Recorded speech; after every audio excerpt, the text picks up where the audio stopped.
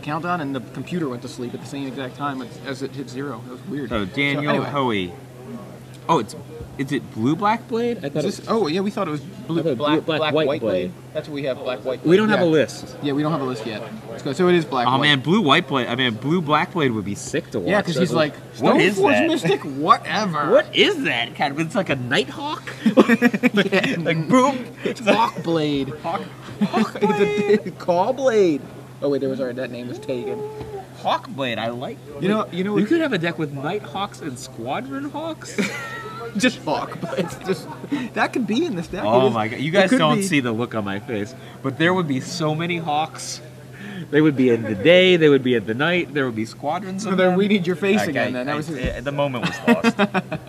You know what I gotta say, but before we get started here, what I think is really funny is there's a whole lot of obviously every city has their teams and their commercials. There's a lot of commercials about the Ravens, and there's a lot of cawing in those commercials. They're all going caw like Ravens, and I just think it's funny because of Caw Blade. So anyway, Daniel opened on, is that a black white sack land that has not been sacked? Marsh Flats. Okay. And a polluted delta sacking from Todd. it now.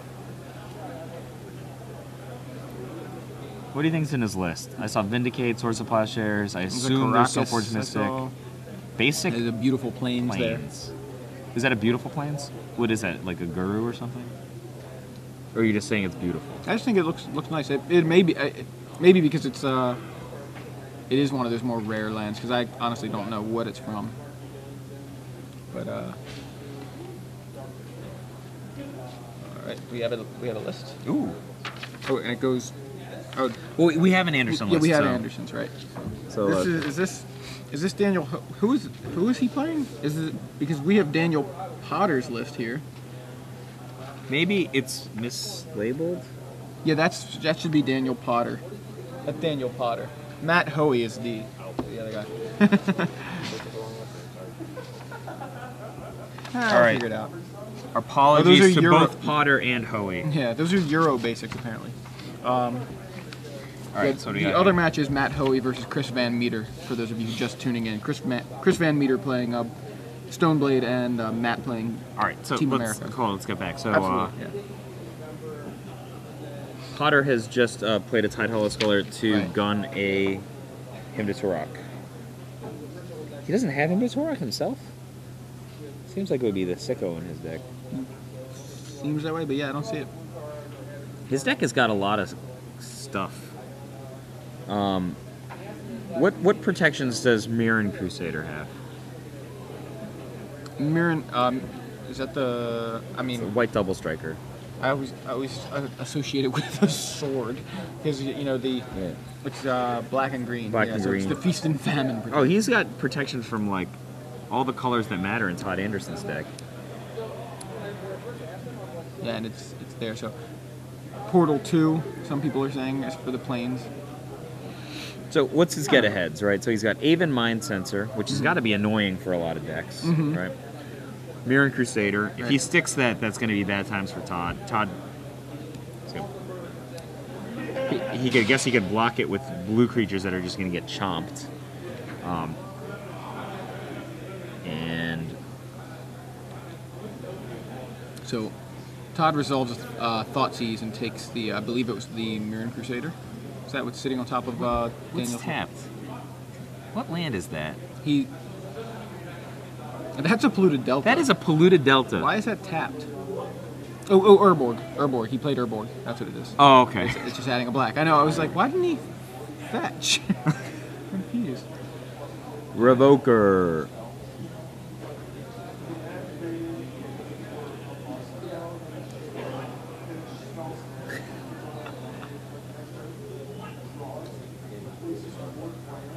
So Revoker names polluted delta.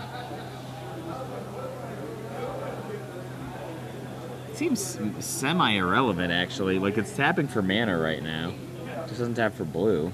Right. He's got blue from the other land. Oh, actually, he's wastelanded the other land? He did. Oh, well, now it seems a lot better. He is really wrecking Todd's mana right here.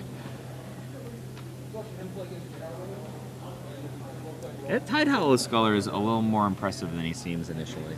Just a little bit. Yeah, I mean, the whole thing is he's awesome if they What? Oh, it's non-land. He didn't name polluted delta. It was Jace. Okay, sorry.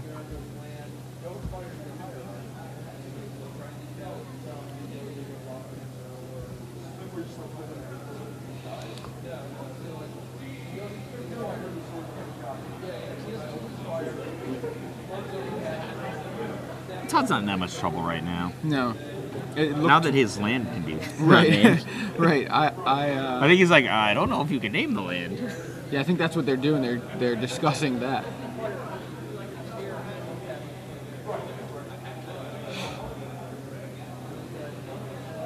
A little bit of a pause here.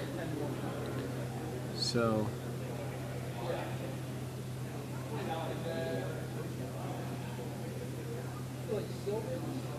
All right, let's talk about Daniel Potter's list while they're having their discussion. Okay. So he's got 2 Vindicates and 3 Wastelands. So he actually doesn't have that strenuous of a mana denial. Yeah. And he's got a bazillion equipments, though. He has the hardest working Stoneforge Mystics in the room. He's got a Jide, a Batterskull, a Feast of Famine, and a Fire and Ice. It's like 2x That's the the equipment. first Fire and Ice I think we've seen. Almost any other. I mean, he's not going to ever get it against Todd's deck, right? What's he afraid of being blocked by a blue creature? Right. Well, nice to draw cards though. Feast of Famine's pretty savage against Todd's deck, though. Let's see what is. He's got Wheel of Sun and Moon and Enlightened Tutor. If he goes like first turn Enlightened Tutor, second turn Wheel of Sun and Moon, is that great? It's not that great against this deck, is it? It just slows down Tombstalker. Yeah, I don't really think it's that incredible. One Thorn of Amethyst. Oh, he's got like a tutor-based sideboard. That's cool. He's got Enlightened Tutors. He's got like a Metamorph, Canonist, Thorn of Amethyst, Tormod's Crypt, Wheel. You can add some more Vindicates after sideboarding. So Brainstorm resolving now from Todd. Just finished resolving.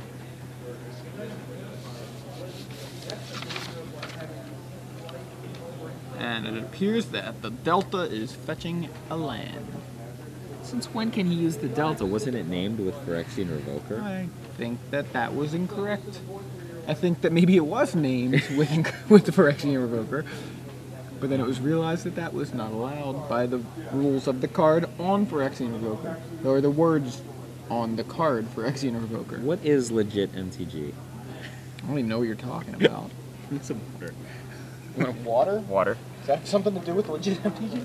We're out of Red Bull. Yeah, we are. I went from like 8 of them to... Well, we had 6 left, and I was like, Well, but you we were gotta get rid of generous all with these Red Bulls. Yeah, can't take them on a plane.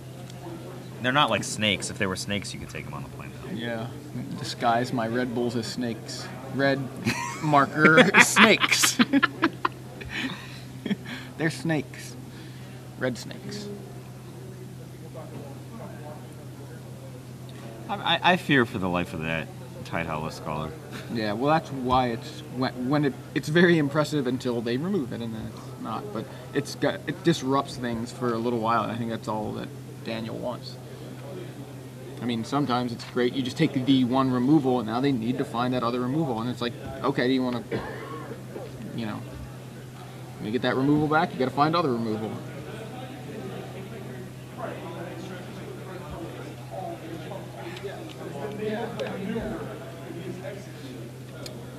Diabolic Edict kills the Phyrexian Revoker.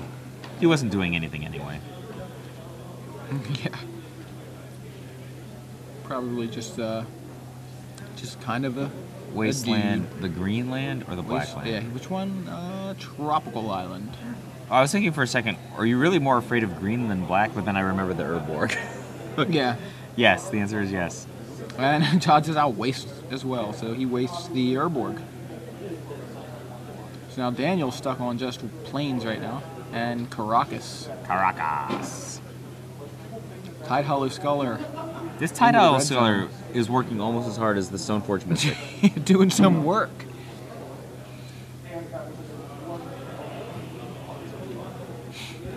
Another Wasteland. / Caracas.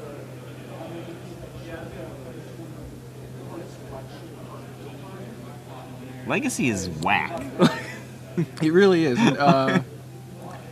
Yeah, it actually says, just to confirm with Phyrexian Revoker, it actually says, as it enters the battlefield, name a non-land card. So you cannot name a fetch land. Plowshares.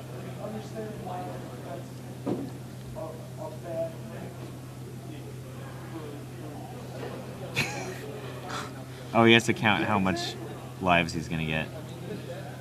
Like that one Plowshares undid all the hard work, all the damage. Yeah. of It's like, did you Tide really Scholar to this want to point. kill that Goy? Tinga! Back to work for the Scholar. Another Goyf. Another Plowshares. Whoa. Okay. That's Todd's at like, I don't think. Did he just draw another Plowshares? What is that card? That's I think, is that Aven Mind Sensor? Oh, it's Aven Mind Sensor. Let's get double Mind Sensor. He can't cast them. Has anybody drawn a whole lot of extra cards this game, or it's just like literally a dude attacking another dude? I think it's turn 2 or something right now. I don't know. It's really Oh, Tarmogoyf again. Triple Goyf. That is brutal. You know what's crazy about this? Potter drew a ton of lands this game, but he like threw a bunch of wastelands. Mm-hmm. Well, here comes Goyf to play. I mean, Anderson's just got hella racing now because those Plowshares just completely undid. The roughly 100 turns of Scholar Tide damage. Scholar beatdown. Is Mind Sensor good in this deck? Against this deck, I mean? I don't know. Like, I've never played with Mind Sensor before because I guess it doesn't feel like. I think it should just say you can't players can't search libraries this turn. I don't like the just the top 4. Like, why are you giving them a chance at all? That's a big Tarmogoyf, 5/6. Yeah, it's approaching full-grown. Yay, planes! Yay, land. Can he use the white Hymn to Torok here? What costs white and is it at all relevant? Well, we could get Mother of Runes, would be awesome at white. Well, I was just thinking, is there a white Hymn to Torok? Is there a white card as strong as Hymn to Torok that costs white? Okay, is there a white card as strong as Hymn to Torok that costs white? No, but there's one that costs white 1 that's pretty awfully good. Does it resemble a Squire? Kind of. Sensor, Vindicate. Ooh, Crusader. Yeah. Oh, guys, move him in. Yeah, please move him in. Didn't get to see the hand very well, but we saw the Mind Sensors that we knew were there. Vendilion click alongside Tarmogoyf into the red zone. Snapcaster. Uh-oh. Thoughtseize. Probably take, what do you think, Vindicate? Yep. Yep. So Mind Sensors.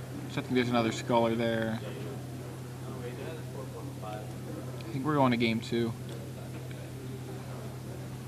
These are just going to be... There's no outs, right? Yeah. No, yeah, we're going to game 2. Wow, that was an impressive Weird. comeback. It was kind of weird. I don't think it was that impressive.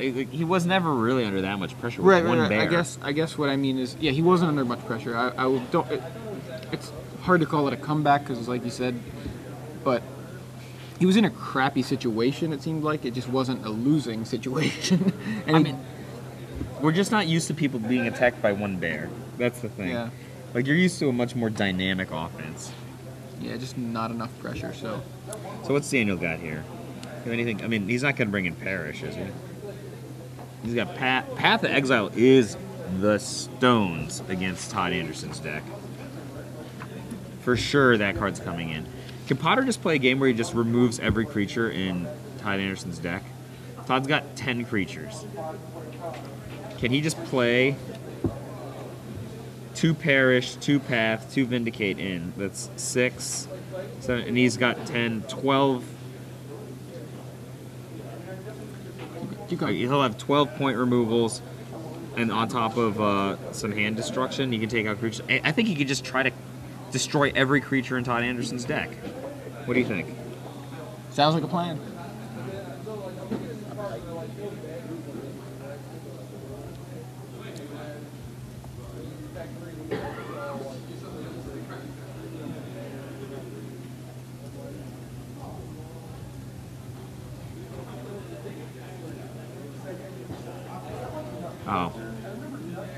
I'm just gonna chat about nothing, and the reason is because we're doing some Yeah. we're doing some bookkeeping or something, and there's no game going on, and I'm just staring up into space, typing, looking, and the air's like this. Sorry, we were trying to come up. Well, I already had the question. I was trying to word it reasonably so that Jeremy may be able to do it a little better. But we're gonna give away some more premium. Really? We are really. We have been away giving away premium like it's. I don't know. That was going nowhere. Snap it. Like it was snapping. I mean, it was good. We were gonna give away premium like it was snapping. That sounds reasonable. It's been a long weekend. Yeah, exactly. I We're got giving a away lot. twice as much premium as we just gave away, and half as much premium as we gave away this morning in the finals. We're gonna give away even more premium. But only later. half as much premium as we will be giving away. Was that even English? I think I just skipped like 3 We're syllables. giving away 6 months of premium. We are. And we'll be giving away a year of premium in the finals. But right now, in the semifinals... What We are- Innistrad card is fine? No, that's not the question. Oh.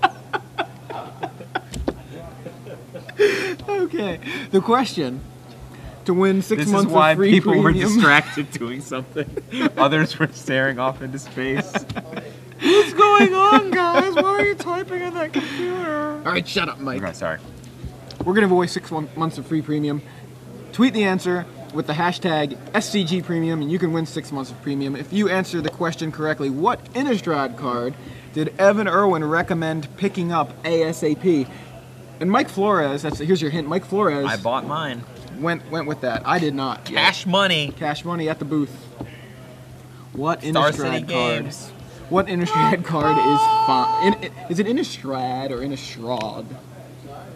I was saying Innistrad for a long time, then I started saying Innistrad. I say realized. best within, and you're asking me how to That's pronounce true, never a word? mind. Never mind. What Innistrad card is fine? Tweet your answer at SCG Premium. And, Why is Todd Anderson happier? He won the game. He's strong and sad. isn't that the thing? He can't be happy, he's strong sad. I would get a new nickname. I would name myself like Happy Strong Man. glad. Strong glad. I mean, that's 2 positive words. Now, you can have a positive outlook on things, right? I'm strong. That's a good thing. And I'm glad. glad. I'm glad I'm strong. Glad strong. Glad. Yeah, I don't know. Hercules Q Einstein. I would name myself. Do you need another Red Bull? Like, we Hercules need to get Q somebody else. Isn't it Strong Bad? Strong Bad is a character. Strong bro. Bad is the Homestar. Oh, they runner. both are. Oh, it's Strong. Okay. I My don't sister know. made me like look at that Homestar Runner. I didn't quite get it. Then again, she was the one who had me take the bus. So We've heard that story, and Not some people, everyone not has. everyone has.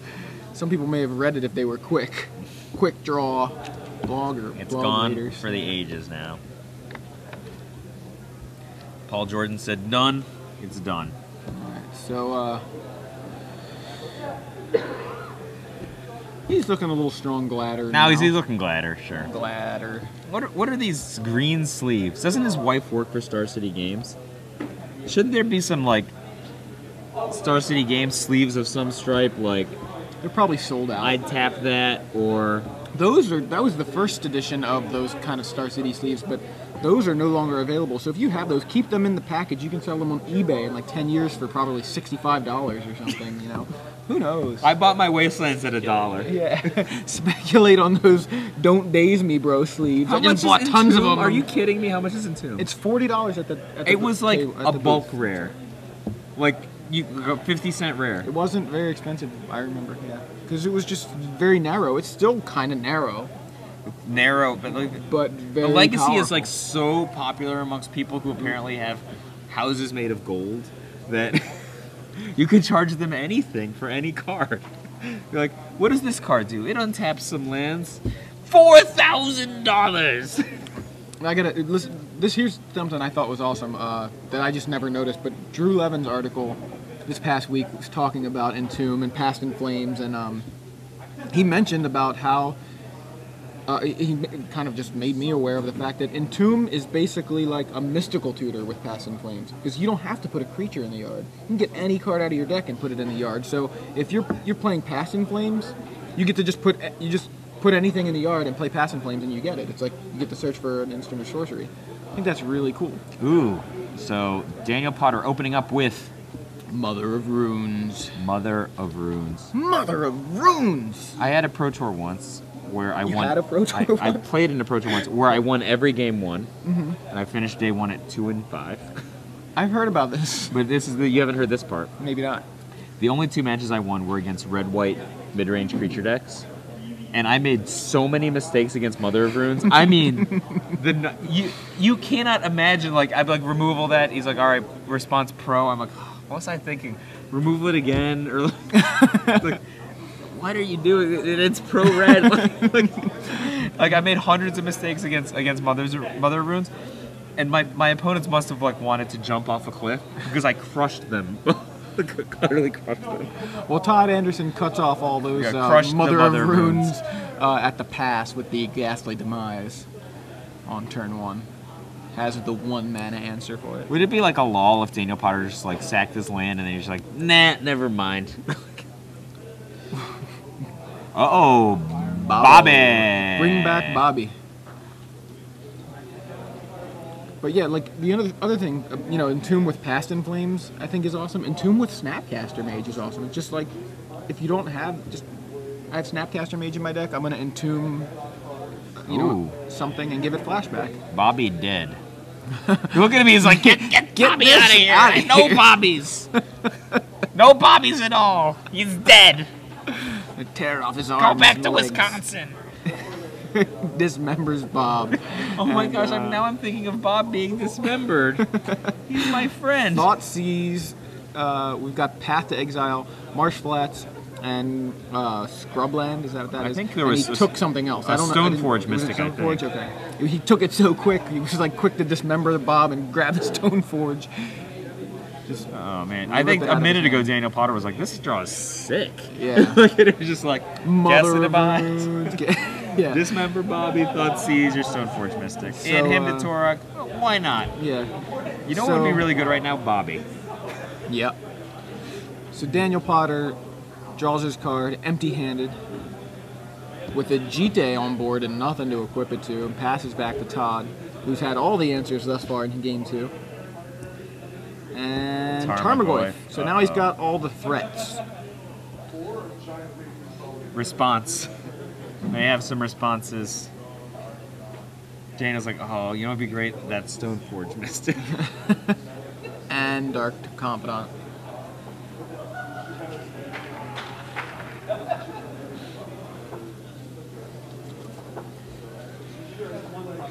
Todd's deck's looking real impressive this match. Response, Yep. Even Mind Sensor. Why was that in response? I don't. In response search. I mean, that know. seems like the logical course of action. Yeah, I mean, responding to the Mind Sensor with a search, sure. I'm not sure why he played the Mind Sensor. I mean, he's gonna play it and then like equip it with GT and get in there and start getting counters on it. I see. He wasn't trying to limit the search at all. So okay, that makes a lot more sense. The Goyf is a 4/5, by the way. So like twice as big as the Mind Sensor. Mind Sensor, equip, attack. I think Potter really wants to draw like a Thoughtseize or like a Side Hollow Sculler. You know, Yeah, like nice. he needs that guy. It's his only man.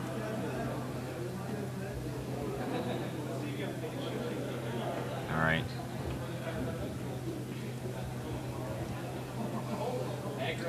Oh, this is The Mind Sensor now absurd. meeting a Ghastly Demise alongside that Mother of Runes.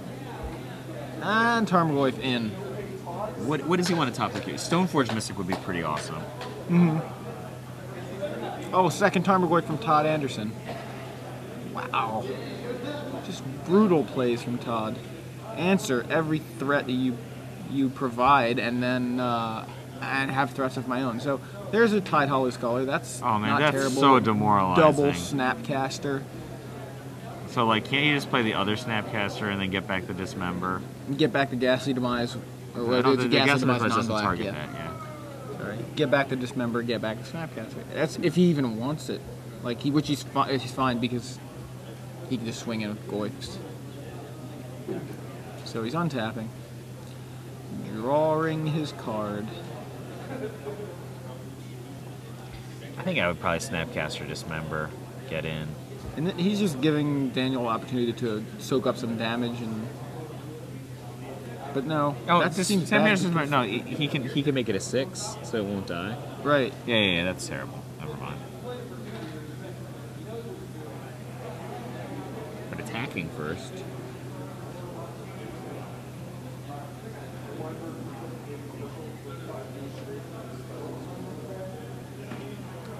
Yeah, it was very good thinking by Daniel to equip that Jite and keep it out of it's out of Dismember range if Todd were to try to do the rebuy. So Why does Todd keep touching Daniel's cards and moving his fingers around? to put him on tilt, You think? I don't know. It's weird. He's just touching his I know cards. some people are very weird about that, stop touching my cards and stuff like that. But that's fine. I'm just not saying there's anything wrong with it. I don't think I'm not. I wouldn't go on tilt on, but it's unusual to me to see that stuff going on. get that Dark Confidant out of here. You're just scooping I mean, it that up was wicked, savage, horrible. with the Dismember as a and then he just scooper. So kill that to death.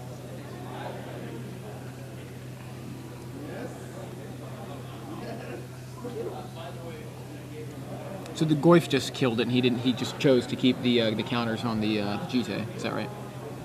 For why? It's Snapcaster Mage. No, he kills the Goif. Okay. Oh. I mean,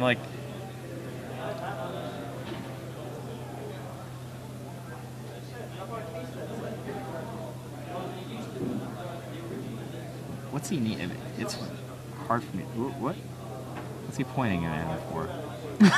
It's a very strong point. Oh, Vendilion Click. He chooses not to move the Vendilion Click's ability on that land. This game looks pretty well in hand for Todd's side. Yeah, it's not looking good for Dan.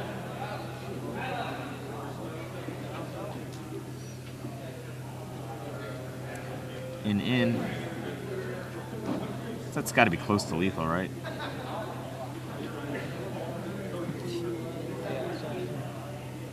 And that's it. Todd Anderson through to the finals on the back of Goif and Vendilion Click, legacy staples. I mean, I think he won on the back of just